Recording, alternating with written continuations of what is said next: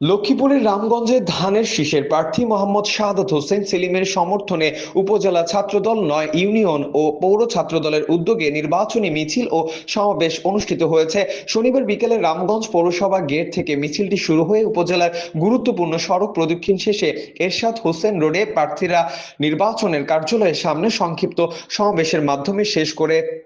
উপজেলা ছাত্রদলের আহ্বায়ক জহির রায়হান বাবুর সভাপতিত্বে ও রাকিব হাসানের সঞ্চালনায় সমাবেশে কেন্দ্রীয় যুবদল ছাত্রদলের বিভিন্ন নেতারা বক্তব্য দেন।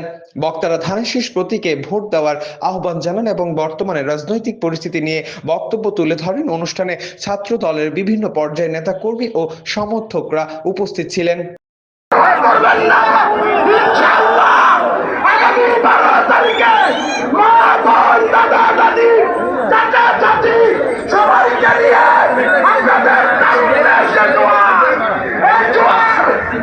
আসসালামু আলাইকুম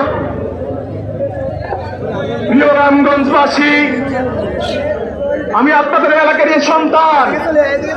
আমি একরপা ইউনিয়ন ছাত্রদলের একদম ওয়ার্ড থেকে শুরু করে এখন কেন্দ্র পর্যন্ত পৌঁছাইছি।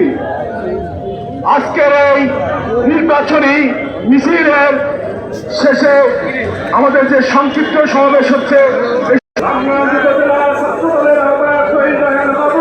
সদস্য সচিব রাকিব সহ সকল ইউনিয়নের নেতৃবৃন্দ এবং পৌরসভার আহ্বায়ক শাহিন আলম মুন্না এবং সাতাম সহ পৌরসভার বিভিন্ন ইউনিয়নের নেতৃবৃন্দ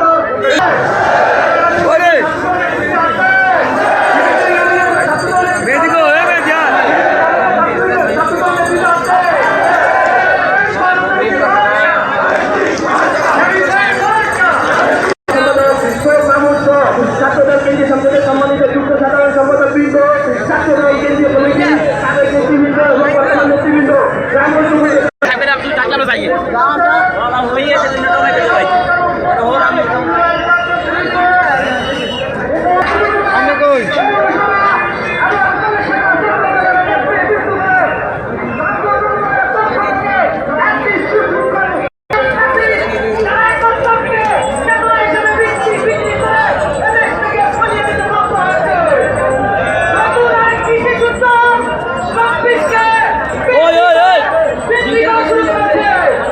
দৈনিক আজকের বাংলা .net